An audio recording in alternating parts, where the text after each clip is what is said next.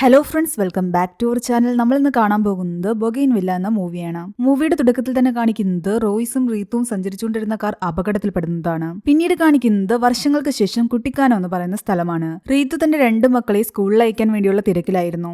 ലേറ്റായ bus പോകുമെന്ന് പറഞ്ഞിട്ട് അവർ രണ്ടുപേരെയും പെട്ടെന്ന് റെഡിയാക്കി ഗേറ്റിനടുത്തേക്ക് വരുന്നു. കുട്ടികളോട് ടാറ്റ പറഞ്ഞിട്ട് തിരിച്ച് വീട്ടിലേക്ക് കയറി വരുമ്പോൾ റീത്തുവിന്റെ മൈൻഡിലൂടെ എന്തൊക്കെയോ കടന്നു പോകുന്നു. പെട്ടെന്ന് എന്തൊക്കെയോ മറന്ന പോലെ. ചേച്ചി എന്താ ആലോചിച്ചുകൊണ്ട് നിൽക്കുന്നതെന്ന് ചോദിച്ചുകൊണ്ട് സെർവന്റ് രമ അവിടേക്ക് വരുന്നു. കുട്ടികൾ സ്കൂളിൽ പോയെന്ന് ചോദിച്ചപ്പോൾ ഇപ്പൊ പോയതല്ലേ ഉള്ളൂ എന്നാണ് രമ പറയുന്നത്. ഒന്നും അറിയാത്ത പോലെ റീത്തു ചോദിക്കുന്നുണ്ട് ആരാ കൊണ്ടുവിട്ടേന്ന്. ചേച്ചി തന്നെയാ കൊണ്ടുവിട്ടേന്ന് രമ പറയുന്നു. റീത്തുവിന്റെ ഈ സംശയാസ്പദമായ ചോദ്യങ്ങളിലൂടെ നമുക്ക് മനസ്സിലാക്കാൻ സാധിക്കും റീത്തുവിന് അമ്നേഷ്യ പോലെ എന്തോ ഒരു രോഗമുണ്ടെന്ന്. സംശയത്തോടെ റീത്തു ഓടിപ്പോയി തന്റെ മക്കളുടെ റൂമിൽ നോക്കുന്നു. അവിടെ മക്കളില്ലായിരുന്നു. അപ്പൊ രമ പറഞ്ഞത് സത്യമാണ്, കുട്ടികൾ സ്കൂളിൽ പോയിരിക്കുന്നു. റീത്തു എന്നും രാവിലെ വായിക്കാറുള്ള തന്റെ ഡയറി എടുത്ത് വായിക്കുകയാണ്. അതിൽ അവൾക്ക് സംഭവിച്ച കാര്യങ്ങളെല്ലാം തന്നെ എഴുതിയിരുന്നു. കുറച്ച് വർഷങ്ങൾക്ക് മുമ്പ് നടന്ന ആക്സിഡന്റിന് ശേഷമാണ് അവൾക്ക് ഈ രോഗാവസ്ഥ ഉണ്ടായിരിക്കുന്നത്. 5 വർഷങ്ങൾക്ക് മുമ്പ് നടന്നൊരു ആക്സിഡന്റിന് ശേഷം റിട്രോഗ്രേഡ് അമ്നേഷ്യ എന്ന് പറയുന്ന ഒരു അവസ്ഥയിലാണ് ഇപ്പോൾ റീത്തു ഉള്ളത്. അതായത് ഏതെങ്കിലും ഒരു ഇഞ്ചുറിക്കോ ആക്സിഡന്റിനോ ശേഷം അതിന് മുൻപുള്ള കാര്യങ്ങളെല്ലാം തന്നെ മറന്നു പോകുന്ന ഒരു അവസ്ഥ. 5 വർഷത്തിന് മുമ്പുള്ള ഒരു ഓർമ്മയും അവളുടെ മനസ്സിൽ ഇപ്പോഴില്ല.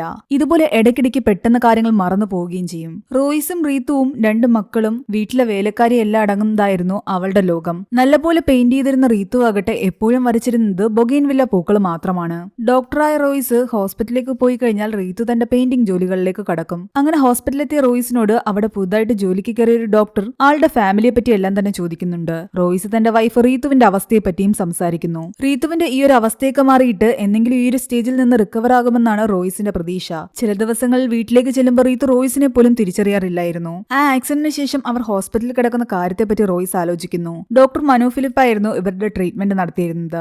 റീത്തുവിന്റെ ഇത് ചിലപ്പം കുറച്ച് നാളത്തേക്ക് മാത്രമുള്ള പ്രശ്നമായിരിക്കാം. ചിലപ്പോൾ ലൈഫ് ലോങ് അവൾക്കൊരു സപ്പോർട്ടിന്റെ ആവശ്യം വന്നേക്കാം. അതേസമയം വീട്ടിലാകട്ടെ റീത്തു രമയുടെ കൂടെ പുറത്തേക്ക് പോകാൻ റെഡിയാവുകയായിരുന്നു. രമയുടെ ഹസ്ബൻഡ് ബിജു വണ്ടിയുമായിട്ട് വന്നു. അങ്ങനെ ഇവർ 3 പേരും ചേർന്ന് പോകുന്നത് ആർട്ട് ഗാലറിയിലേക്കാണ്. റീത്തു വരയ്ക്കുന്ന ബൊഗെയിൻവില്ല പൂക്കളുടെ ചിത്രങ്ങളെല്ലാം തന്നെ ആ ഗാലറിയിൽ കൊണ്ടു കൊടുക്കുമ്പോൾ അവിടെ നിന്ന് 3000 രൂപ റീത്തുവിന് കിട്ടിയിരുന്നു. താനീ വരയ്ക്കുന്ന ചിത്രങ്ങൾ സ്ഥിരമായിട്ട് ആരാണ് ഇത്രയും കാശ് കൊടുത്ത് വാങ്ങുന്നതെന്ന് റീത്തുവിന് പോലും അത്ഭുതമായിരുന്നു. കിട്ടിയ കാശുമായിട്ട് അവർ വീട്ടിലേക്ക് തിരിച്ചു. എന്നാൽ റീത്തു ഈ ആർട്ട് ഗാലറിയിൽ കൊടുക്കുന്ന ചിത്രങ്ങളെല്ലാം തന്നെ വാങ്ങിക്കുന്നത് അവളുടെ ഹസ്ബൻഡ് റോയ്സ് തന്നെയായിരുന്നു. റോയ്സ് ആ ചിത്രങ്ങളുമായിട്ട് നേരെ പോകുന്നത് അയാളുടെ ഫാം ഹൗസിലേക്കാണ്. അവധി ദിവസങ്ങളിൽ അയാൾ ഇവിടെയായിരിക്കും ചെലവഴിക്കുന്നത്. ചെറിയ കൃഷിയും മറ്റുമുള്ള ഫാം ഹൗസിലെ വിളവുകളെല്ലാം തന്നെ അവധി ദിവസങ്ങളിൽ അയാൾ വന്ന് കൊണ്ടുപോകുന്നതും പതിവാണ്. അവിടെ ജോലിക്കായിട്ട് 2 പേരുണ്ടായിരുന്നു. അവർ അടുത്ത ആഴ്ച ലീവാണെന്നും അടുത്ത ഒരാഴ്ച ചിലപ്പോൾ അവരിവിടെ ഉണ്ടാകില്ല, തങ്ങളുടെ നാട്ടിലേക്ക് പോവുകയാണെന്ന് അവർ റോയ്സിനോട് പറയുന്നുണ്ട്. റീത്തു ആർട്ട് ഗാലറിയിൽ കൊടുക്കുന്ന ചിത്രങ്ങളെല്ലാം തന്നെ റോയ്സ് അവിടെ നിന്നും വാങ്ങി ഇവിടെ ഒരു റൂമിൽ കൊണ്ടുവയ്ക്കും. പിന്നീട് കുറച്ചു നേരം അവിടെ ഇരുന്ന് മദ്യപിക്കുകയും കുറച്ചു സമയം അവിടെ ചെലവഴിക്കുകയും ചെയ്ത ശേഷം സാധനങ്ങളുമായിട്ട് റോയ്സ് അവിടെ നിന്നും തിരിച്ചു പോവുകയാണ്. വീട്ടിൽ റീത്തു ആകട്ടെ താൻ പെയിന്റ് ചെയ്യുന്ന റൂമിലിരുന്ന് വലിയ വായിൽ കരയുകയാണ്. രമ അവളെ ആശ്വസിപ്പിക്കാൻ ശ്രമിക്കുന്നു. അപ്പോഴേക്കും റോയ്സ് അവിടേക്ക് വന്നിട്ട് കാര്യം എന്താണെന്ന് തിരക്കുമ്പോൾ അവള് പറയുന്നുണ്ട്, എനിക്കെപ്പോഴും ഈ ബൊഗെയിൻവില്ല പൂക്കൾ മാത്രമേ വരയ്ക്കാനുള്ളൂ എന്ന്. എന്റെ മൈൻഡിൽ വേറെ ഒന്നും തന്നെ വരുന്നില്ല എന്ന്. അതിനാണോ ഇത്ര വിഷമിക്കുന്നതെന്ന് പറഞ്ഞിട്ട് റീത്തുവിനെയും കൂട്ടിക്കൊണ്ട് റൂമിലേക്ക് പോവുകയാണ് റോയ്സ്. അവളുടെ ശരീരത്തിൽ ആകമാനം പെയിന്റ് പറ്റിയിരുന്നു. ബാത്റൂമിൽ കയറ്റി അവളെ നന്നായിട്ട് കുളിപ്പിച്ച ശേഷം ഡ്രസ്സ് മാറാൻ അവളോട് പറയുന്നുണ്ട്. കുറച്ചു സമയം കഴിയുമ്പോൾ റീത്തു ആകട്ടെ പുറത്തേക്ക് ഇറങ്ങി വരുന്നത് ആകെ നനഞ്ഞിട്ടായിരുന്നു. അവളെ കണ്ട ഉടനെ റോയ്സ് ചോദിക്കുന്നുണ്ട്, നീ വീണ്ടും ടബിൽ കാല് തെറ്റി വീണോ എന്ന്. പലതവണ നിന്നോട് പറഞ്ഞിട്ടുണ്ട് ആ ടബിൽ അങ്ങനെ വെള്ളം പിടിച്ച് വെക്കരുതെന്ന്.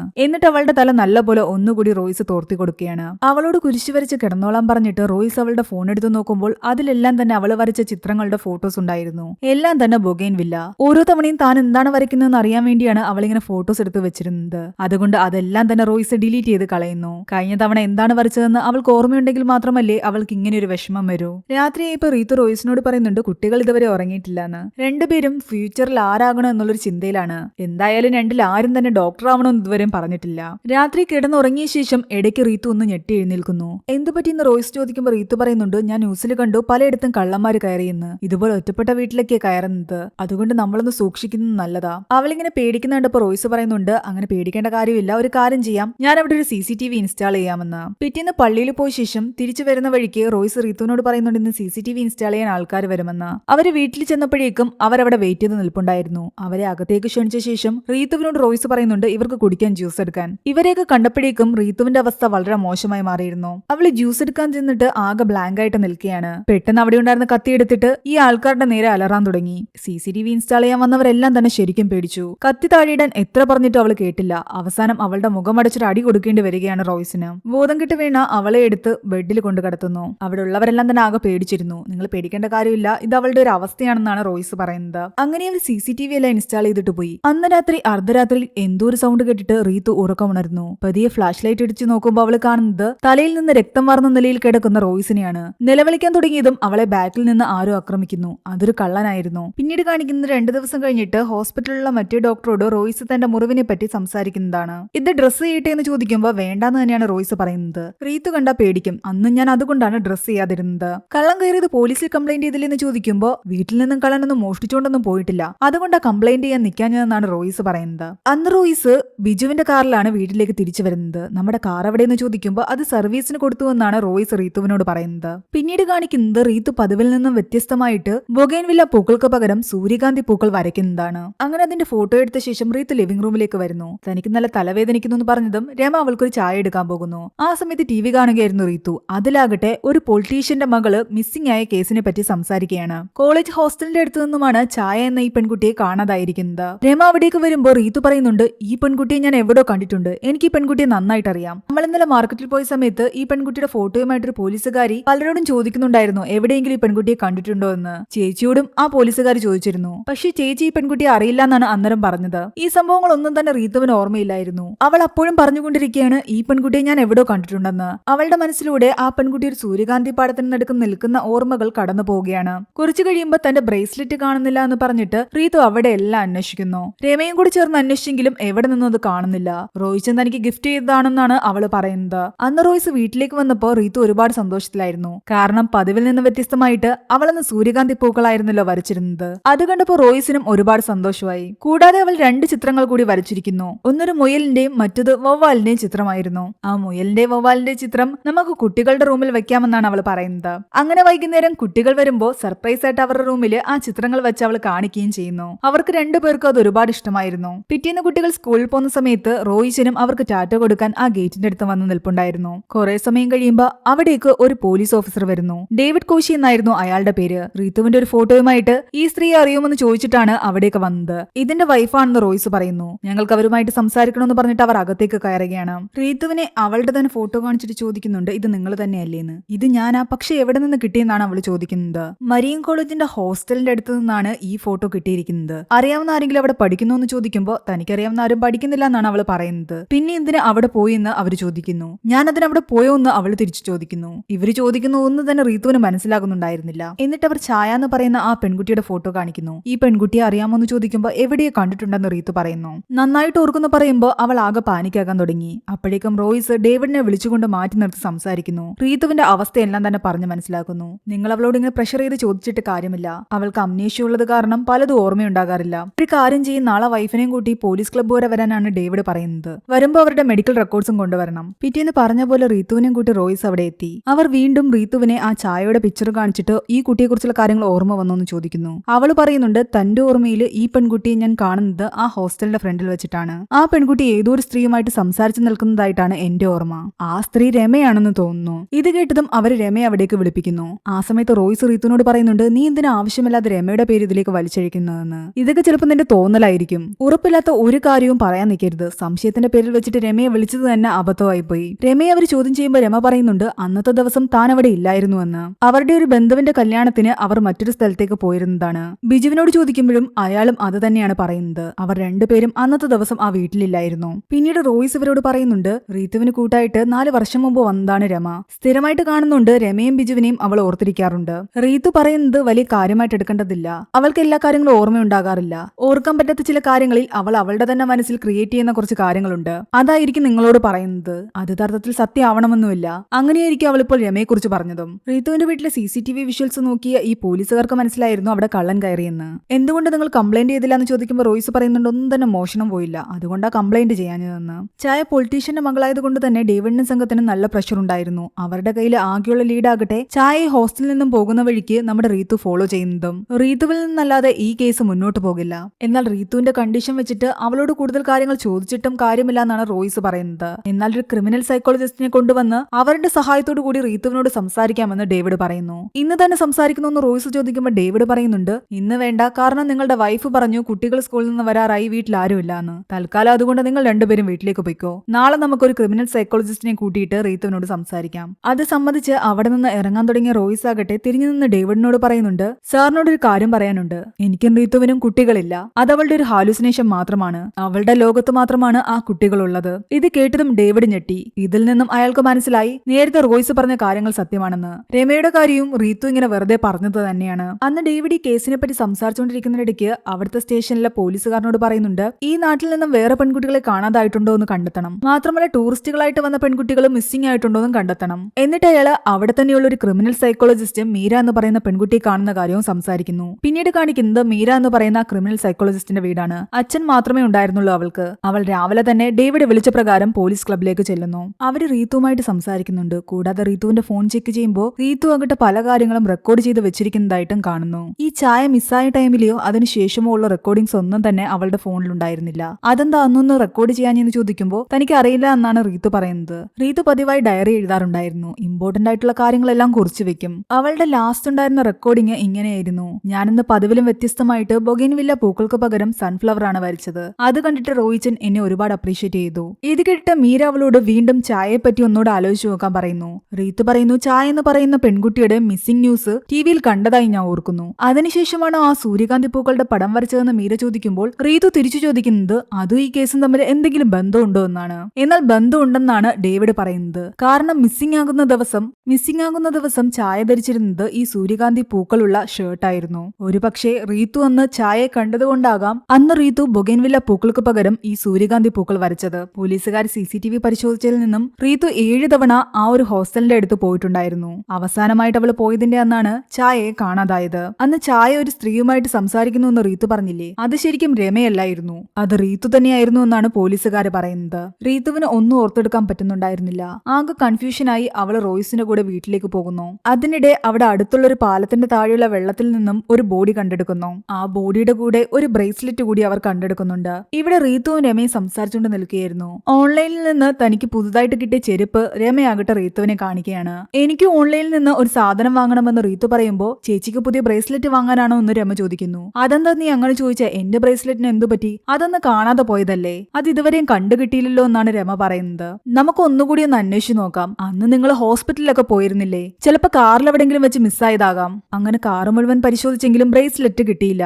കാർ അടിക്ക് സർവീസിന് കൊടുത്തിരുന്നു എന്നുള്ള കാര്യം റീത്തു ഓർക്കുന്നു. ഒരു കാര്യം ചെയ്യാം, നമുക്ക് ആ സർവീസ് സെന്ററിൽ പോയി ചോദിക്കാം. അങ്ങനെ ബിജുവിനെയും കൂട്ടി അവരവിടെ പോകുമ്പോൾ കാർ അവിടെ സർവീസിന് കൊണ്ടുവന്നിട്ടില്ല എന്നാണ് അവിടെ നിന്നും അറിയുന്നത്. അതോടെ റീത്തുവിന്റെയും രമയുടെയൊക്കെ മനസ്സിൽ ഒരുപാട് ഡൗട്ടുകൾ വരാൻ തുടങ്ങി. എന്നാൽ അന്ന് രാത്രി ഹോസ്പിറ്റലിൽ വന്നു എന്നല്ലേ പറയുന്നത്. ഒരു കാര്യം ചെയ്യാം, ഹോസ്പിറ്റലിൽ പോയി നോക്കാം. അവിടുത്തെ സെക്യൂരിറ്റിയോട് സംസാരിക്കുമ്പോഴാണ് സെക്യൂരിറ്റി ചില ഞെട്ടിക്കുന്ന കാര്യങ്ങൾ പറയുന്നത്. അന്ന് രാത്രി ഹോസ്പിറ്റലിലേക്ക് വണ്ടി ഓടിച്ചു വന്നത് റീത്തുവായിരുന്നു. ഡ്രൈവിംഗ് സീറ്റിന്റെ അപ്പുറത്തായിരുന്നു റോയ്സ് ഇരുന്നത്. അതായത് കള്ളൻ കയറിയ ആ രാത്രി. ഇത് കേട്ടതും ബിജു ഞെട്ടി. ഈ കാര്യങ്ങളെല്ലാം റീത്തുവിനോട് പറയുകയും ചെയ്തു. CCTV വിഷ്വൽസ് കാണിച്ചു കൊടുക്കുകയും ചെയ്തു. റീത്തു രമയോട് ചോദിക്കുന്നുണ്ട് തനിക്ക് ഡ്രൈവിംഗ് അറിയാമോ എന്ന്. രമയ്ക്കും അത് അതിശയമായിരുന്നു. റീത്തുവിന് തന്നെ വിശ്വസിക്കാൻ കഴിയുന്നില്ല തനിക്ക് ഡ്രൈവിംഗ് അറിയാമെന്നുള്ള കാര്യം. അങ്ങനെ ഒരുപാട് സംശയങ്ങളുമായിട്ട് വീട്ടിലിരുന്ന റീത്തുവിന്റെ അടുത്തേക്ക് റോയ്സ് വരുമ്പോൾ റീത്തു ഈ കാര്യങ്ങളെല്ലാം തന്നെ ചോദിക്കുന്നു, എനിക്ക് ഡ്രൈവിംഗ് അറിയാമോ എന്ന്. ശരിക്കും അന്ന് രാത്രി എന്താ സംഭവിച്ചെന്നൊക്കെ ചോദിക്കുമ്പോൾ അയാൾ നടന്ന കാര്യങ്ങളെല്ലാം പറയുകയാണ്. നിനക്ക് ഡ്രൈവിംഗ് അറിയാം, ഞാനാ നിന്നെ ഡ്രൈവിംഗ് പഠിപ്പിച്ചത്. ഇനിയാണ് കള്ളം കയറിയ രാത്രി എന്താണ് സംഭവിച്ചതെന്ന് റോയ്സ് പറയുന്നത്. ചെറിയ സൗണ്ട് കേട്ട് ആദ്യം ഉണർന്നത് റോയ്സ് ആയിരുന്നു. കള്ളൻ റോയ്സിന്റെ തലക്കടിക്കുകയും റോയ്സിന്റെ ബോധം പോവുകയും ചെയ്തു. ആ ഒരു സൗണ്ട് കേട്ട് ഉണർന്ന റീത്തു കാണുന്നത് തല പൊട്ടി ചോര വരുന്ന റോയ്സിനെയായിരുന്നു. അപ്പോഴാണ് ആ കള്ളൻ റീത്തുവിനെ ബാക്കിൽ നിന്ന് ആക്രമിക്കുന്നത്. പെട്ടെന്ന് കണ്ണു തുറന്ന റോയ്സ് കാണുന്നത് ബോധം കെട്ട് കിടക്കുന്ന റീത്തുവിനെയാണ്. ആ കള്ളൻ ആ റൂമിൽ തന്നെ ഉണ്ടായിരുന്നു. അവിടെ ഇരുന്ന ബെഡ് ലാമ്പ് എടുത്തിട്ട് കള്ളനെ റോയ്സ് അടിച്ചു. ഇപ്പൊ ഈ ഇരിക്കുന്ന ബെഡ് ലാമ്പ് പുതിയതാണ്. തലക്കിടിയേറ്റ അവനിറങ്ങി ഓടി. ഞാൻ അവന്റെ പിറകെയും. കാറിൽ നമ്മൾ രണ്ടുപേരും അവനെ ചേസ് ചെയ്യുകയായിരുന്നു. ഒരു പാലത്തിന്റെ മുകളിലെത്തിയപ്പോ അവൻ താഴേക്ക് ചാടി. പരിക്ക് പറ്റിയിരുന്നത് കൊണ്ട് നമ്മൾ ഹോസ്പിറ്റലിലേക്ക് പോവുകയാണ്. എന്നാൽ വഴിമധ്യേ എനിക്ക് ചെറുതായിട്ട് തലകറങ്ങുന്ന പോലെ തോന്നിയ കാരണം നീയാണ് ഡ്രൈവ് ചെയ്തത്. ഇതൊക്കെയാണ് അന്ന് നടന്നത്. ഇതെല്ലാം ഞാൻ നിന്നോട് പലതവണ പറഞ്ഞതാണ്. പക്ഷെ ഇതൊന്നും നിനക്ക് ഓർമ്മയില്ലാത്തത് കൊണ്ടാ. സ്ഥിരം കൊടുക്കാറുള്ള സർവീസ് സെന്ററിൽ ഞാൻ കാറ് കൊടുക്കാതെ ഒരു പ്രൈവറ്റ് വർക്ക്ഷോപ്പിൽ കാറ് കൊടുത്തതിന് കാരണം നമ്മുടെ കാറിൽ ബ്ലഡ് സ്റ്റെയിൻസ് ഉള്ളത് കൊണ്ടാ. സർവീസ് സെന്ററിൽ കൊടുക്കുവാണെങ്കിൽ അത് പോലീസ് കേസ് ആവുകയും ചെയ്യും. ആ കള്ളൻ ഇവിടെ നിന്നൊന്നും തന്നെ എടുത്തുകൊണ്ട് പോയിട്ടില്ലാത്ത സ്ഥിതിക്ക് വെറുതെ പോലീസിന്റെ പിറകെ പോകാത്തത് തന്നെ നല്ലത്. ഇതെല്ലാം കേട്ട് കഴിഞ്ഞപ്പോഴാണ് റീത്തുവിനൊന്നും സമാധാനമായത്. കാരണം അവളുടെ മനസ്സിലെ സംശയങ്ങൾക്കെല്ലാം ഉള്ള മറുപടി ഇപ്പോൾ റോയ്സ് പറഞ്ഞു കഴിഞ്ഞു. അങ്ങനെ പിറ്റേന്ന് വീണ്ടും പോലീസ് ക്ലബിലേക്ക് ചോദ്യം ചെയ്യലിന് വേണ്ടി ചെല്ലുമ്പോൾ റീത്തുവിന്റെ കയ്യിൽ പുതിയ ബ്രേസ്ലെറ്റ് ഉണ്ടായിരുന്നു. അവർ വീണ്ടും ചായ എന്ന് പറയുന്ന പെൺകുട്ടിയെ കുറിച്ച് റീത്തുവിനോട് സംസാരിക്കുമ്പോൾ റീത്തുവിനൊന്നും തന്നെ ഓർത്തെടുക്കാൻ കഴിയുന്നുണ്ടായിരുന്നില്ല. ആ പെൺകുട്ടിയെ ഏതോ ഒരു രീതിയിൽ റീത്തുവിന് പരിചയമുണ്ട്. എന്നാൽ റോയ്സ് പറയുന്നുണ്ട് മിക്കവാറും അവൾ ന്യൂസിൽ കണ്ടിട്ട് അവളുടെ മനസ്സിൽ തന്നെ ഇട്ട് ഉണ്ടാക്കുന്ന കഥകളാണ് ഇതെല്ലാമെന്ന്. എന്നാൽ ഡേവിഡ് പറയുന്നുണ്ട് അവൾ എന്തൊക്കെയോ മറയ്ക്കുന്നുണ്ടെന്ന്. ചായക്ക് എന്ത് സംഭവിച്ചു എന്നുള്ള കാര്യം റീത്തുവിനറിയാം. അതെങ്ങനെയെങ്കിലും കണ്ടുപിടിച്ചേ പറ്റൂ. അങ്ങനെ അന്നത്തെ ചോദ്യം ചെയ്യൽ എല്ലാം കഴിഞ്ഞിട്ട് അവർ വീട്ടിലേക്ക് പോയി. തന്റെ സ്ഥിരം ഡ്രോയിങ് എല്ലാം കഴിഞ്ഞ ശേഷം റൂമിൽ നിന്നും അലക്കാനുള്ള തുണികൾ എടുക്കുകയായിരുന്നു റീതു. ബെഡ്ഷീറ്റ് എടുക്കുന്നതിനിടയ്ക്ക് കട്ടിലിന്റെ മെത്തയുടെ അടിയിൽ നിന്നും 2 പേപ്പറുകൾ താഴേക്ക് വീണു. മുൻപ് റീതു തന്നെ എഴുതിയ ശേഷം കീറി മാറ്റിവെച്ചിരുന്ന പേപ്പറുകളായിരുന്നു അതെല്ലാം. അതിൽ എഴുതിയിരുന്നത് ഒരു കാര്യം ഇങ്ങനെയായിരുന്നു: വീട്ടിൽ കയറിയ കള്ളനെ റോയ്സ് ചേസ് ചെയ്തുവെന്ന്. രണ്ടാമത്തെ പേപ്പറിൽ എഴുതിയിരുന്നത് തനിക്ക് ഛായ കാർത്തികനെ അറിയാമെന്നാണ്. അതിനർത്ഥം ആ പോലീസുകാർ പറഞ്ഞത് കറക്റ്റാണ്. തനിക്ക് ഛായ കാർത്തികനെ ഏതോ ഒരു രീതിയിൽ അറിയാം. അതെങ്ങനെയാണെന്നുള്ള കാര്യം അവൾ എത്ര ആലോചിച്ചിട്ട് അവൾക്ക് പിടികിട്ടുന്നുണ്ടായിരുന്നില്ല.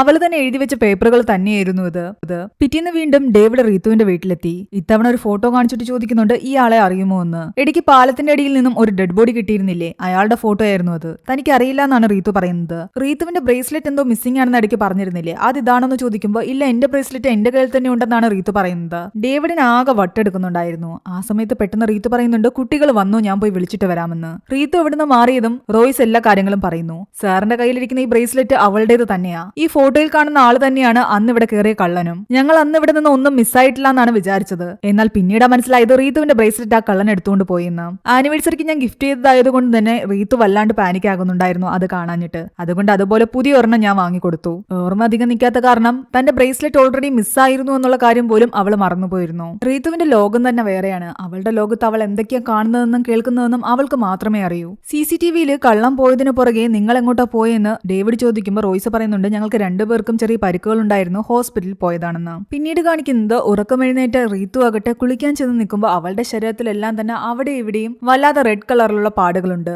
അതായത് ആരോ അടിച്ചതോ ഇടിച്ചതോ പോലെയുള്ള പാടുകൾ. കിച്ചണിൽ ചായ ഇട്ടുകൊണ്ട് നിൽക്കുന്ന സമയത്ത് അവിടെ നിന്നും ആ CCTV ഇൻസ്റ്റാൾ ചെയ്യാൻ വന്ന ആ പെൺകുട്ടിയുടെ കാർഡ് അവൾക്ക് കിട്ടുന്നു. അവരിവിടെ വന്ന സമയത്ത് ആ കാർഡ് അവളുടെ കയ്യിൽ അന്ന് കൊടുത്തതുമാണ്. ഈ പെൺകുട്ടി ഒന്ന് വിളിക്കാമോ എന്ന് പറഞ്ഞിട്ട് രമയുടെ കയ്യിൽ അവൾ ആ കാർഡ് കൊടുക്കുന്നു. എന്നിട്ട് റോയ്സ് പറഞ്ഞ കാര്യങ്ങളെല്ലാം സത്യമാണോ എന്നറിയാൻ വേണ്ടിയിട്ട് ആ CCTV എല്ലാം അവരെ കൊണ്ട് ചെക്ക് ചെയ്ത് നോക്കുകയും ചെയ്യുന്നുണ്ട്. റോയ്സ് പറഞ്ഞതെല്ലാം സത്യമായിരുന്നു. ആ കള്ളം കയറുന്നതും അത് കഴിഞ്ഞ് അവർ 2 പേര് ഹോസ്പിറ്റലിലേക്ക് പോകുന്നതുമായിട്ടുള്ള വീഡിയോസ് എല്ലാം തന്നെ അതിലുണ്ടായിരുന്നു. പിന്നീട് കാണിക്കുന്നത് അന്ന് രാത്രി വീണ്ടും ബാത്റൂമിൽ നിന്നും പുറത്തേക്ക് ഇറങ്ങിയ റീതു ആകട്ടെ വല്ലാതെ ചുമക്കുന്നതാണ്. നീ വീണ്ടും ബാത്ടബിൽ കാല് തെറ്റി വീണോ എന്ന് പറഞ്ഞിട്ട് റോയ്സ് അവളെ വഴക്ക് പറയുന്നു.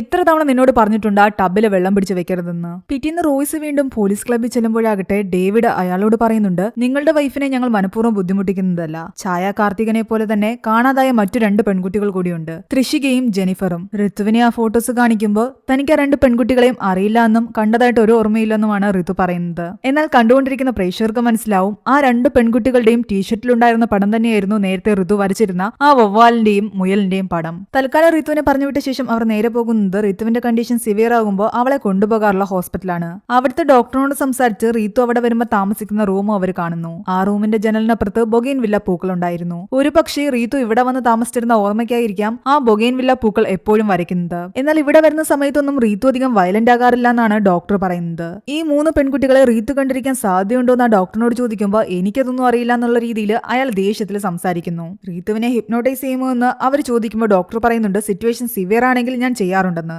രോഗികളെയും കൊണ്ട് പുറത്തു പോകാറുണ്ടോ എന്ന് ചോദിക്കുമ്പോൾ ചില സമയത്ത് അവരുടെ കൂടെ നടക്കാൻ വേണ്ടി പുറത്തേക്ക് പോകും. അത് അവരുടെ മെന്റൽ ഹെൽത്ത് കുറച്ചുകൂടി ഇംപ്രൂവ് ചെയ്യാൻ വേണ്ടിയിട്ടാണ്. പിന്നീട് കാണിക്കുന്നത് റീതു വീട്ടിലിരുന്ന് ഡയറിയിൽ എന്തൊക്കെയോ എഴുതിയ ശേഷം ആ പേപ്പറുകൾ ഡയറിയിൽ നിന്ന് കീറിയെടുത്ത ശേഷം അത് മടക്കി വെക്കുന്നതാണ്. ഹോസ്പിറ്റലായിരുന്ന റോയ്സിന്റെ അടുത്തേക്ക് മീര വന്ന് പറയുന്നുണ്ട് എനിക്ക് റീതുവിനെ ഒരു സൈക്കോളജിക്കൽ അനാലിസിസ് ചെയ്യണമെന്ന് ആഗ്രഹമുണ്ട്. EMDR തെറാപ്പി ആയിരുന്നു അവൾ ഉദ്ദേശിച്ചിരുന്നത്. ഈ 3 പെൺകുട്ടിയുടെ മിസ്സിംഗ് കേസിൽ പോലീസിന് ഒരു തുമ്പും ഇതുവരെ കിട്ടിയിട്ടില്ല. ഡെഡ് ബോഡീസും കിട്ടിയിട്ടില്ല. ഒരു ത്രെട്ടനിങ് കോള് പോലും വന്നിട്ടില്ല. ആകെ റീതു മാത്രമാണ് ഞങ്ങളുടെ പിടിവള്ളി. ഒടുവിൽ തെറാപ്പിക്ക് റോയ്സ് സമ്മതിക്കുന്നു. പക്ഷെ ഒരു കാര്യം മാത്രം ഓർത്തു വെക്കണം, ഞങ്ങൾക്ക് കുട്ടികളില്ല എന്നുള്ള കാര്യം അവളോട് ഒരിക്കലും തുറന്ന് പറയാൻ പാടില്ല. അങ്ങനെ പിറ്റേന്ന് റീതുവിന്റെ ആ തെറാപ്പി നടക്കുകയാണ്. അതിൽ ഓരോരുത്തരെയും പറ്റി പറയുമ്പോൾ അതിൽ റീതുവിന്റെ ലൈഫിലുള്ള ഓരോ ആൾക്കാരെയും പറ്റി റീതുവിനോട് മീര സംസാരിക്കുന്നു. അപ്പോഴൊക്കെ റീതുവിന്റെ മനസ്സിൽ അവരെ പറ്റിയുള്ള ഓർമ്മകൾ വരികയും അങ്ങനെ അവരുടെ ഫേസ് എക്സ്പ്രഷനിൽ നിന്ന് കാര്യങ്ങൾ മനസ്സിലാക്കുകയും ചെയ്യുകയായിരുന്നു. ആദ്യം കുട്ടികളെ പറ്റിയും റോയ്സിനെ പറ്റിയൊക്കെ സംസാരിക്കുന്നു. അതിനുശേഷം ഛായ, ത്രിഷിക, ജെനിഫർ എന്ന് പറയുന്ന ആ 3 പെൺകുട്ടികളുടെയും പേര് പറയുന്നു. ആ പേരുകൾ കേൾക്കുന്ന സമയത്ത് റീതുവിന്റെ കണ്ണു നിറയുകയും റീതു വല്ലാതെ പേടിക്കുകയൊക്കെ ചെയ്യുന്നുണ്ട്.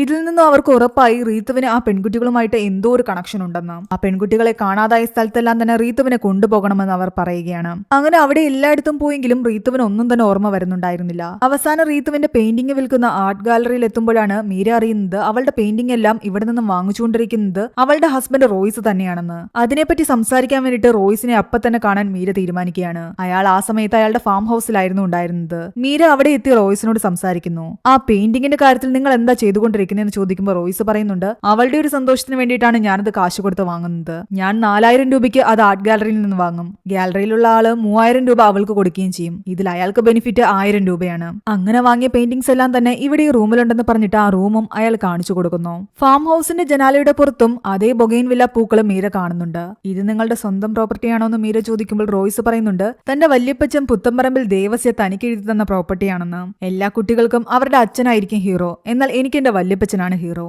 നൈറ്റ് ഒക്കെ തങ്ങാറുണ്ടെന്ന് ചോദിക്കുമ്പോൾ നൈറ്റ് ഒന്നും തങ്ങാറില്ല, പകൽ സമയങ്ങളിൽ മാത്രമേ താൻ ഇവിടെ വരാറുള്ളൂ. റീതുവിന്റെ കണ്ടീഷൻ വെച്ചിട്ട് എനിക്ക് ഇവിടെ നൈറ്റ് തങ്ങാൻ പറ്റില്ല. അങ്ങനെ സംസാരിച്ചുകൊണ്ടിരിക്കുന്നതിനിടയ്ക്ക് അവിടെ വല്ലാത്തൊരു സൗണ്ട് കേൾക്കുന്നുണ്ട്. പേടിച്ചു പോയ മീര അതെന്താണെന്ന് ചോദിക്കുമ്പോൾ അത് പന്നികളാണെന്നാണ് റോയ്സ് പറയുന്നത്. ഇവിടെ പന്നിയുണ്ടോ എന്ന് പേടിയോടെ അവൾ ചോദിക്കുന്നു. പന്നി മാത്രമല്ല ആടും പട്ടിയും ഒക്കെ ഉണ്ടെന്നാണ് അയാൾ പറയുന്നത്. മാത്രമല്ല കുറച്ച് കൃഷിയുമുണ്ട്. റോയ്സിന്റെ ഒരു സംസാര രീതിയിൽ വരുന്ന വ്യത്യാസം എല്ലാം തന്നെ മീരയെ വല്ലാതെ ഭയപ്പെടുത്തുന്നുണ്ടായിരുന്നു. അവൾ പെട്ടെന്ന് പേടിച്ച് അവിടെ നിന്നും താൻ പോവുകയാണെന്ന് പറഞ്ഞിട്ട് ഇറങ്ങുന്നു. റോയ്സ് പിറകെ വന്ന് അവളെ നോക്കുകയും ചെയ്യുന്നുണ്ട്. പിന്നീട് കാണിക്കുന്നത് അന്ന് രാത്രി പുറത്തു പോയിട്ട് തിരിച്ചു വരുന്ന റോയ്സിനെയും റീത്തുവിനെയുമാണ്. അന്ന് രാത്രി കിടന്നുറങ്ങിയ ശേഷം രാവിലെ ഉറക്കമെഴുന്നേറ്റ ഉടനെ റോയ്സ് തപ്പി നോക്കുന്നത് ബെഡിന്റെ അടിയിലായിരുന്നു. അവിടെ റീത്തു എഴുതി വെച്ചിരിക്കുന്ന പേപ്പറുകൾ റോയ്സ് കാണുന്നു. അതിൽ എഴുതിയിരുന്നത് ഇങ്ങനെയായിരുന്നു: മീര ഇന്നലെ ഇവിടെ വന്നപ്പോൾ ഞാൻ വരച്ച സൺഫ്ലവറിന്റെയും വവ്വാലിന്റെയും ആ മുയലിന്റെയും ചിത്രങ്ങൾ മീരയ്ക്ക് കൊടുത്തു. അടുത്ത പേപ്പറിൽ എഴുതിയിരിക്കുന്നത് ഇങ്ങനെയാണ്: മീര എന്നെ ഫാം ഹൗസിലേക്ക് കൂട്ടിക്കൊണ്ടു പോകാമെന്ന് പറഞ്ഞിട്ടുണ്ട്. മൂന്നാമത്തെ പേപ്പറിൽ എഴുതിയിരുന്നത് ഇങ്ങനെയായിരുന്നു: ഞങ്ങൾക്ക് കുട്ടികളില്ല എന്നുള്ള സത്യം മീര എന്നോട് തുറന്നു പറഞ്ഞു.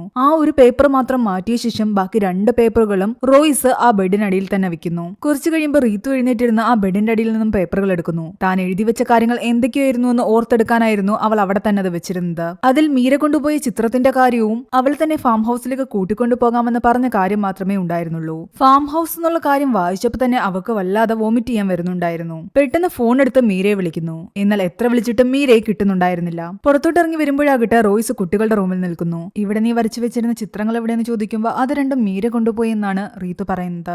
അതെന്തേലും ആകട്ടെ, നിനക്ക് കുളിക്കണ്ടേന്ന് പറഞ്ഞിട്ട് റീത്തുവിനെ റോയ്സ് കൂട്ടിക്കൊണ്ടു പോകുന്നു. അങ്ങനെ കുളിയൊക്കെ കഴിഞ്ഞ് വന്ന റീത്തുവിന്റെ തല റോയ്സ് തോർത്തി കൊടുക്കുകയായിരുന്നു. ആ സമയത്താണ് ഡേവിഡ് അവിടേക്ക് കയറി വരുന്നത്. മീരയെ ഇന്നലെ മുതൽ കാണാനില്ല എന്ന് പറഞ്ഞിട്ട്. മീരയുടെ അച്ഛൻ പറഞ്ഞത് ഇന്നലെ വൈകിട്ട് ഒരു കാറിന്റെ ഹോൺ കേട്ടിട്ട് താഴെ ഗേറ്റിന്റെ അടുത്തേക്ക് നോക്കാൻ പോയതാ. വീട്ടിലിട്ടിരുന്ന അതേ ഡ്രസ്സ് തന്നെയായിരുന്നു. അതിനുശേഷം പിന്നെ മീരയെ കണ്ടിട്ടില്ല. റീത്തു എന്നാ മീരയെ കണ്ടെന്ന് ചോദിക്കുമ്പോൾ ഇന്നലെ ആയിരുന്നു എന്നാണ് റീത്തു പറയുന്നത്. അവരവിടുത്തെ CCTV പരിശോധിക്കുമ്പോൾ ഇന്നലെ മീര ഇവിടെ വന്നതിന്റെയും ഇവിടെ നിന്ന് കുറച്ച് ചിത്രങ്ങൾ എടുത്തുകൊണ്ട് പോയതിന്റെയും CCTV ദൃശ്യങ്ങളെല്ലാം തന്നെ കാണുന്നുണ്ട്. മീരയുടെ കയ്യിൽ എന്തായിരുന്നു എന്ന് ചോദിക്കുമ്പോൾ റീത്തു സംശയത്തോടെ പറയുന്നുണ്ട് കണ്ടിട്ട് എന്റെ പെയിന്റിംഗ് ആണെന്നാണ് തോന്നുന്നത്. അതായത് നേരത്തെ റോയ്സിനോട് റീത്തു ഉറപ്പോടുകൂടി പറഞ്ഞിരുന്നു മീരയാണ് തന്റെ ചിത്രങ്ങൾ കൊണ്ടുപോയതെന്ന്. എന്നാൽ ഇപ്പൊ ഡേവിഡ് ചോദിച്ചപ്പോൾ റീത്തുവിന് അതൊന്നും ഓർമ്മയില്ലായിരുന്നു. അവളുടെ കയ്യിലിരിക്കുന്ന സാധനത്തിന്റെ ആകൃതി വെച്ചിട്ടാണ് അത് പെയിന്റിംഗ് ആണെന്ന് ഊഹിച്ച് പറയുന്നത്. അങ്ങനെ മീര പോയതിനു ശേഷം ഫാം ഹൗസിൽ നിന്നും റോയ്സ് തിരിച്ച് വീട്ടിലെത്തി. അത് കഴിഞ്ഞ് വീണ്ടും റോയ്സ് റീത്തുവിനെയും കൂട്ടി പുറത്തേക്ക് പോയിരുന്നു. എവിടെ പോയതാന്ന് ചോദിക്കുമ്പോൾ അയാൾ പറയുന്നുണ്ട് ഞങ്ങൾ ഡിന്നർ കഴിക്കാൻ പോയതാണെന്ന്. അതെല്ലാം നോക്കിയ ശേഷം പെട്ടെന്ന് ഡേവിഡും സംഘവും അവിടുന്ന് പോയി. അതോടുകൂടി റോയ്സ് ആകെ ടെൻഷൻ ആകാൻ തുടങ്ങി. എനിക്ക് പുറത്തു പോകണമെന്ന് പറഞ്ഞിട്ട് പെട്ടെന്ന് തന്നെ റോയ്സ് റെഡിയായി പുറത്തേക്ക് ഇറങ്ങിയാണ്. റോയ്സ് കാർ എടുത്ത് നേരെ പോകുന്നത് ഫാം ഹൗസിലേക്കായിരുന്നു. ഫ്രിഡ്ജിൽ വെച്ചിരുന്ന കുറച്ച് ഇറച്ചിയെടുത്ത് ഫ്രൈ ആക്കി അവിടെ ഉണ്ടായിരുന്ന നായ്ക്കൾക്ക് കഴിക്കാൻ കൊടുത്തു. റോയ്സിന്റെ മുഖഭാവത്തിലെല്ലാം തന്നെ വളരെയധികം വ്യത്യസ്തത അനുഭവപ്പെടുന്നു. റോയ്സ് തന്റെ വല്യപ്പച്ചൻ ദേവസ്യയുടെ ഫോട്ടോയിലേക്ക് തന്നെ നോക്കിയിരിക്കുമ്പോൾ ഒരു ഫ്ലാഷ് ബാക്ക് കാണിക്കുകയാണ്. കുട്ടിക്കാലത്ത് റോയ്സിന്റെ അമ്മയും അച്ഛനും തമ്മിൽ ഒരുപാട് പ്രശ്നങ്ങളുണ്ടായിരുന്നു. അത് കാരണം അച്ഛനെ ഉപേക്ഷിച്ച് അവനും അമ്മയും വല്യപ്പച്ചന്റെ അടുത്തേക്ക് തിരിച്ച് താമസത്തിന് വരുന്നു. ദേവസ്യ അവന്റെ അച്ഛനെ അവിടെ നിന്നും ആട്ടി ഓടിക്കുകയും ചെയ്തു. സ്ഥലത്തെ പ്രധാന പ്രമാണിയായിരുന്ന വല്യപ്പച്ചന്റെ വലിയൊരു ആരാധകനായിരുന്നു റോയ്സ്. അയാളെപ്പോലെ നടക്കാനും ഇരിക്കാനും എല്ലാം തന്നെ അവൻ ആഗ്രഹിച്ചു. അതിനെല്ലാം അയാളും അവനെ സപ്പോർട്ട് ചെയ്യാൻ തുടങ്ങി. അവന്റെ അച്ഛനെ പോലെ ഒരിക്കലും ആകരുതെന്നും പറഞ്ഞു പഠിപ്പിച്ചു. എന്നാൽ അവന്റെ വല്യപ്പച്ചന്റെ ഒരു ദുശീലമുണ്ടായിരുന്നു. ആ നാട്ടിലെ ചെറുപ്പക്കാരികളായ പെൺകുട്ടികളെല്ലാം തന്നെ അയാൾ തന്റെ ശാരീരിക ആവശ്യങ്ങൾക്ക് വേണ്ടി ഉപയോഗിച്ചിരുന്നു. നിർബന്ധപൂർവ്വം അവരെ പിടിച്ചുകൊണ്ടു പോവുകയും കാട്ടിൽ വെച്ച് ക്രൂരമായി റേപ്പ് ചെയ്യുകയും ചെയ്തിരുന്നു. ഇതെല്ലാം ഒളിഞ്ഞിരുന്ന കുഞ്ഞു റോയ്സും കാണുകയുണ്ടായി. ഈ ദേവസ്യയുടെ വീടിനടുത്ത് തന്നെയായിരുന്നു ജോലിക്കാരനും ഭാര്യയും താമസിച്ചിരുന്നത്. ജോലിക്കാരൻ പറമ്പിൽ പണിക്ക് പോകുന്ന സമയത്ത് അയാൾ ആ സ്ത്രീയുമായിട്ടും ബന്ധം പുലർത്തി. ഒരു ദിവസം ജനലിലൂടെ റോയ്സും ഇതെല്ലാം കണ്ടു. എന്നാൽ റോയ്സ് ഇതെല്ലാം കാണുന്നുണ്ടെന്ന് ആ സ്ത്രീക്ക് മനസ്സിലായി. ഇതെല്ലാം കണ്ട് റോയ്സിനും ഈ സ്ത്രീകളോടുള്ള ആസക്തി കൂടാൻ തുടങ്ങി. ഒരു ദിവസം അവന്റെ ഈ ആഗ്രഹം മനസ്സിലാക്കിയ ആ സ്ത്രീ അവന്റെ ആഗ്രഹം സാധിച്ചു കൊടുക്കുകയും ചെയ്തു. ചെറുപ്രായത്തിൽ തന്നെ അവൻ അത്തരൊരു ബന്ധമാണ് സ്ത്രീകളോട് വെച്ച് പുലർത്തിയിരുന്നത്. ഈ കഥയിലെ വില്ലൻ നമ്മുടെ റോയ്സ് തന്നെയാണ്. ചെറുപ്പം മുതലുള്ള ആ ഒരു ആസക്തിയായിരുന്നു പെൺകുട്ടികളെ തട്ടിക്കൊണ്ടുപോകാനും ക്രൂരമായി റേപ്പ് ചെയ്ത ശേഷം അവരെ കൊന്നുകളയാനും അയാളെ പ്രേരിപ്പിച്ചുകൊണ്ടിരുന്നത്. മീരയും റോയ്സ് തന്നെയാണ് തട്ടിക്കൊണ്ടു വന്നിരിക്കുന്നത്. ആ ഫാം ഹൗസിന്റെ അണ്ടർഗ്രൗണ്ടിലുള്ള റൂമിൽ മീര അയാൾ കെട്ടിയിട്ടിരിക്കുന്നതായിട്ടും കാണിക്കുന്നു. ഇവിടെ റീത്തു ആകെ ഭ്രാന്ത് പിടിച്ച അവസ്ഥയിലായിരുന്നു. മീരയ്ക്ക് എന്ത് സംഭവിച്ചു എന്ന് അവൾ ആലോചിച്ചുകൊണ്ടിരിക്കുകയാണ്. തലേന്ന് മീര വന്ന ശേഷം നടന്ന സംഭവങ്ങൾ എന്തൊക്കെയാണെന്ന് ഓർത്തെടുക്കാൻ അവൾ ശ്രമിച്ചുകൊണ്ടേയിരിക്കുന്നു. അവസാനം രമ പറയുന്നുണ്ട് ചേച്ചിക്കൊന്നും ഓർമ്മ വരുന്നില്ലെങ്കിൽ നമുക്ക് ഈ CCTV നോക്കിയാൽ പോരെയെന്ന്. അങ്ങനെ റീത്തു ആ CCTV എല്ലാം തന്നെ പരിശോധിക്കുന്നുണ്ട്. അതിൽ മീര ഇവിടെ വന്ന ശേഷം കുറെ നേരം സംസാരിച്ച് ആ പെയിന്റിങ്ങുമായി പോകുന്നതും അതിനുശേഷം റോയ്സ് വരുന്നതും പിന്നീട് കുറെ കഴിഞ്ഞിട്ട് റീത്തുവിനെയും കൂട്ടി റോയ്സ് പുറത്തു പോകുന്നതും തിരിച്ചു വരുന്നതും എല്ലാം തന്നെ ആ CCTVയിൽ ഉണ്ടായിരുന്നു. അതിനിടയ്ക്കൊക്കെ റോയ്സ് CCTV ദൃശ്യങ്ങൾ ചെക്ക് ചെയ്യുന്നതും റീത്തു ശ്രദ്ധിക്കുന്നുണ്ട്. റോയ്സ് ഇപ്പോൾ എവിടെ കാണുമെന്ന് റീത്തു ചോദിക്കുന്നു. രമ പറയുന്നുണ്ട്, ട്രക്കുമായിട്ടല്ലേ പോയത്, ഫാം ഹൗസിൽ തന്നെ കാണാൻ സാധ്യതയുണ്ട്. എന്നാൽ ബിജുവിനെ വിളിക്ക്, നമുക്ക് അവിടേക്ക് പോകാമെന്ന് പറഞ്ഞിട്ട് റീത്തു രമയും കൂട്ടി ഇറങ്ങുന്നു. അങ്ങനെ ബിജുവിന്റെ കൂടെ കാറിൽ പോകുന്ന വഴിക്ക് പെട്ടെന്നൊരു ഗേറ്റ് കണ്ട് അവൾ നിർത്താൻ പറയുന്നു. റീത്തു പുറത്തേക്ക് ഇറങ്ങി നോക്കിയ ശേഷം പറയുന്നുണ്ട്, ഇത് മീരയുടെ വീടാണെന്ന്. താൻ പോയി നോക്കിയിട്ട് വരാമെന്ന് പറഞ്ഞിട്ട് രമ ഉള്ളിലേക്ക് കയറിപ്പോയി. തിരിച്ചു വന്നിട്ട് രമ പറയുന്നുണ്ട്, കാറിന്റെ ഹോൺ കേട്ടിട്ട് മീര താഴേക്ക് ഇറങ്ങി വന്ന് നോക്കിയ ശേഷമാണ് മീരയെ കാണാതായിരിക്കുന്നത്. രമ അങ്ങനെ നടന്നു വരികയും ആ ഗേറ്റിനപ്പുറം നിൽക്കുകയും ചെയ്യുമ്പോഴെല്ലാം തന്നെ റീത്തുവിന്റെ മനസ്സിലൂടെ മീരയുടെ മുഖമാണ് കടന്നു വരുന്നത്. അതായത് തലേന്ന് ഇതേ ഗേറ്റിന്റെ അടുത്ത് അവൾ വന്ന് നിന്നിരുന്നു. റീത്തുവിനെ കണ്ടിട്ടാണ് മീര താഴേക്ക് ഇറങ്ങി വന്നതും. കാറിന്റെ അടുത്തായിട്ട് റോയ്സും നിൽപ്പുണ്ടായിരുന്നു. ആ കാര്യങ്ങളെല്ലാം തന്നെ റീത്തുവിന്റെ മനസ്സിൽ ഓർമ്മ വരുന്നു. അതേസമയം ഫാം ഹൗസിൽ റോയ്സ് ആകട്ടെ മീരയെ തന്റെ സെക്ഷൽ നീഡ്സിന് ഉപയോഗിച്ച ശേഷം അവളുടെ വസ്ത്രങ്ങൾ ധരിപ്പിക്കുകയായിരുന്നു. അവളുടെ 2 കൈകളും ചങ്ങലയുമായി ബന്ധിപ്പിച്ചിരിക്കുകയാണ്. തന്റെ ഉപയോഗം കഴിഞ്ഞിട്ട് അവളെ ബോധം കെടുത്താൻ വേണ്ടിയിട്ട് സിറിഞ്ച് എടുത്തപ്പോഴേക്കും ഗേറ്റ് തുറന്ന് റീത്തു സഞ്ചരിച്ചിരുന്ന കാർ അവിടേക്ക് എത്തുന്നു. ആ സൗണ്ട് കേട്ടതും റോയ്സ് മീരയെ മയക്കാൻ നിൽക്കാതെ പെട്ടെന്ന് മുകളിലേക്ക് കയറി ചെല്ലുന്നു. റോയ്സ് വാതിൽ തുറന്നതും റീത്തു ആകെ ടെൻഷനിൽ മീരയെ കാണാനില്ല എന്ന് തന്നെ പറഞ്ഞുകൊണ്ടിരിക്കുകയാണ്. പെട്ടെന്ന് അവളെ അകത്തേക്ക് കയറ്റി രമയും അകത്തേക്ക് കയറ്റിയാണ് റോയ്സ്. എന്നിട്ട് പുറത്തേക്ക് ഇറങ്ങി ആ വാതിൽ പൂട്ടിയിട്ട് പുറത്തു നിന്ന് ബിജുവിന്റെ അടുത്തേക്ക് ചെന്ന് അയാളുടെ തലയടിച്ച് തകർക്കുന്നു. അതിക്രൂരമായിട്ട് അയാളെ ഉപദ്രവിക്കുകയും അയാളുടെ തലയിൽ കാലുകൊണ്ട് ചവിട്ടുകയും ഇടിക്കുകയൊക്കെ ചെയ്യുന്നുണ്ട്. ഇതെല്ലാം തന്നെ അകത്തു നിന്നുകൊണ്ട് രമയും റീത്തുവും കണ്ടു. റോയ്സിന്റെ യഥാർത്ഥ മുഖം എന്താണെന്ന് റീത്തുവും രമയും അപ്പോഴാണ് മനസ്സിലാക്കുന്നത്. ബിജുവിനെ രക്ഷിക്കാൻ വേണ്ടിയിട്ട് ആ വാതിൽ തകർത്ത് അവർ രണ്ടുപേരും പുറത്തേക്ക് ഇറങ്ങി വന്നെങ്കിലും അതിനോടകം ബിജു മരിച്ചിരുന്നു. റോയ്സിന്റെ ആ നിൽപ്പും പാവവും എല്ലാം കണ്ട് പേടിച്ചു പോയ റീത്തു ആകട്ടെ രമയോട് ഓടി രക്ഷപ്പെടാൻ പറയുന്നു. എന്നാൽ രമയ്ക്കും അവിടെ നിന്ന് രക്ഷപ്പെടാൻ സാധിച്ചില്ല. രമയെയും റോയ്സ് അടിച്ചു വീഴ്ത്തുകയാണ്. ഒരു വിധത്തിൽ റീത്തുവിനെ അയാൾ റൂമിലേക്ക് കൊണ്ടുവന്നിട്ട് അവളെ ആശ്വസിപ്പിക്കുന്നു. ഇടയ്ക്കിടയ്ക്ക് അവൾക്ക് മെമ്മറി പോകുന്ന കാരണം എന്താണ് നടക്കുന്നതെന്ന് അവൾക്ക് കറക്റ്റായിട്ട് മനസ്സിലാക്കാൻ പറ്റുന്നുണ്ടായിരുന്നില്ല. അയാൾ പതിയെ അവളെ കട്ടിലേക്ക് കിടത്തിയിട്ട് കുരിശ് വരച്ച് കിടക്കാൻ പറയുന്നു. എന്നിട്ട് രമയെ എടുത്തുകൊണ്ടുപോയി ആ അണ്ടർഗ്രൗണ്ടിലെ റൂമിലേക്ക് ഇടുകയാണ്. തിരിച്ചു വന്ന് അയാൾ നായ്ക്കളുടെ കൂടെല്ലാം തന്നെ അഴിച്ചിടുന്നു. ആ നായ്ക്കൾ നേരെ പോകുന്നത് ബിജുവിന്റെ ശരീരത്തിന്റെ അടുത്തേക്കാണ്. അവിടെ ഉണ്ടായിരുന്ന റീത്തുവിന്റെ പെയിന്റിങ്സിനെല്ലാം തന്നെ റോയ്സ് തീയിട്ടു. ഇനിയാണ് ചെറിയൊരു ഫ്ലാഷ് ബാക്ക് കാണിക്കുന്നത്. അന്ന് ആക്സിഡന്റിന് ശേഷം ഹോസ്പിറ്റലിൽ വെച്ച് ഡോക്ടർ റോയ്സിനോട് പറഞ്ഞിരുന്നു, ഋതുവിന്റെ കണ്ടീഷൻ വളരെയധികം മോശമാണെന്നും അവൾക്ക് ഇടയ്ക്കിടയ്ക്ക് ഒരു ഷോക്കും തന്നെ ഉണ്ടാകാൻ പാടില്ല എന്നും. പ്രത്യേകിച്ച് വെള്ളത്തിൽ വീഴുന്നപ്പോഴുള്ള ആക്സിഡന്റുകളോ അങ്ങനത്തെ ഷോക്കുകളോ ഉണ്ടായിക്കഴിഞ്ഞാൽ അത് അവളുടെ മെമ്മറിയെ ബാധിക്കും. ചിലപ്പോൾ അങ്ങനെ വെള്ളത്തിൽ വീണ് കഴിയുമ്പോഴേക്കും അവളുടെ മനസ്സിലുള്ള കാര്യങ്ങളെല്ലാം തന്നെ മറന്നുപോയെന്നിരിക്കും. അതൊരിക്കലും ഉണ്ടാകാതെ സൂക്ഷിക്കണം. ആ ഒരു കാര്യം മനസ്സിലാക്കിയ റോയ്സ് ആകട്ടെ ഓരോ തവണയും ഋതുവിനെ കുളിപ്പിക്കാൻ കൊണ്ടുപോകുന്ന സമയത്ത് അവളുടെ മനസ്സിലുള്ള കാര്യങ്ങളെല്ലാം തന്നെ മായ്ച്ചു കളയാൻ ശ്രമിക്കുകയും ചെയ്തുകൊണ്ടിരുന്നു. ഇടയ്ക്കിടയ്ക്ക് കാണിക്കുന്നില്ലേ അവൾ ബാത്ടബിൽ വീണുവെന്ന്. അതൊരിക്കലും അവൾ ബാത്ടബിൽ വീണതായിരുന്നില്ല. റോയ്സ് തന്നെ അവളുടെ തല പിടിച്ചു മുക്കുന്നതാണ്. അതിനുശേഷം അയാൾ പെട്ടെന്ന് ബാത്റൂമിൽ നിന്ന് ഇറങ്ങിപ്പോകും. അവൾ വിചാരിക്കും അവൾ ബാത്ടബിൽ വീണതാണെന്ന്. അതിനു മുമ്പ് നടന്ന കാര്യങ്ങളെല്ലാം തന്നെ അവൾ മറന്നു പോവുകയും ചെയ്യും. പെൺകുട്ടികളെ തട്ടിക്കൊണ്ടു പോകുന്ന സമയത്ത് എല്ലാം തന്നെ റീത്തു അവന്റെ കൂടെ ഉണ്ടായിരുന്നു. തന്റെ ആവശ്യങ്ങൾക്ക് വേണ്ടിയിട്ട് റീത്തുവിനെ അയാൾ ഉപയോഗിക്കുകയായിരുന്നു. ഓരോ ഇൻസിഡൻസിന് ശേഷവും റീത്തുവിന്റെ തല ഇതുപോലെ വെള്ളത്തിൽ മുക്കുകയും അവളുടെ മനസ്സിൽ നിന്ന് ആ മെമ്മറീസ് എല്ലാം തന്നെ മായ്ച്ചു കളയുകയും ചെയ്യും. അങ്ങനെ ഈ 3 പെൺകുട്ടികളെയും തട്ടിക്കൊണ്ടു പോകുന്നതിന്റെ പിന്നിലും അവരെല്ലാം റേപ്പ് ചെയ്തതിന്റെ പിന്നിലും കൊന്നതിന്റെ പിന്നിലും എല്ലാം തന്നെ റോയ്സ് ആണ്. ഇവരുടെ മൃതദേഹങ്ങളെല്ലാം തന്നെ ചെറിയ ചെറിയ പീസുകളാക്കി അവിടെയുള്ള പന്നികൾക്ക് ഭക്ഷിക്കാനും കൊടുക്കും. എന്നിട്ട് അവരുടെ ഓർണമെന്റ്സും അടിവസ്ത്രങ്ങളും എല്ലാം തന്നെ ഇയാൾ ഓർമ്മയ്ക്കായിട്ട് സൂക്ഷിച്ചു വെച്ചിട്ടുണ്ട്. ഒരുതരം സൈക്കോ തന്നെയായിരുന്നു റോയ്സ്. മീരയ്ക്ക് തന്റെ മേൽ ഡൗട്ട് തോന്നിയെന്ന് മനസ്സിലാക്കിയ റോയ്സ് ആകട്ടെ മീരയെ കൊല്ലാനും പ്ലാൻ ഇട്ടത് അതുകൊണ്ടാണ്. അതിനു വേണ്ടിയിട്ട് റോയ്സ് മീരയുടെ വീടിന്റെ താഴെ വന്ന് ഹോണടിച്ചു. മീര നോക്കുമ്പോൾ കാണുന്നത് ഗേറ്റിനരികെ നിൽക്കുന്ന റീത്തുവിനെയായിരുന്നു. റീത്തുവിനോട് സംസാരിക്കാൻ വേണ്ടിയാണ് താഴേക്ക് മീര ഇറങ്ങി വരുന്നതും. എന്നാൽ ബാക്കിലൂടെ വന്ന് റോയ്സ് അവളെ ആക്രമിച്ച് അവിടെ നിന്ന് തട്ടിക്കൊണ്ടു പോവുകയായിരുന്നു. ഇവിടെ റോയ്സ് ആകട്ടെ കട്ടിലിൽ കിടന്ന റീത്തുവിനെ എടുത്തുകൊണ്ട് നേരെ പോകുന്നത് ബാത്ടബിന്റെ അടുത്തേക്കാണ്. അവൾ ഇപ്പോൾ കണ്ട കാര്യങ്ങളെല്ലാം മറക്കാൻ വേണ്ടിയിട്ട് അവളുടെ തല വെള്ളത്തിലേക്ക് മുക്കാൻ തുടങ്ങിയതും അവൾ പെട്ടെന്ന് തന്നെ റിയാക്ട് ചെയ്ത്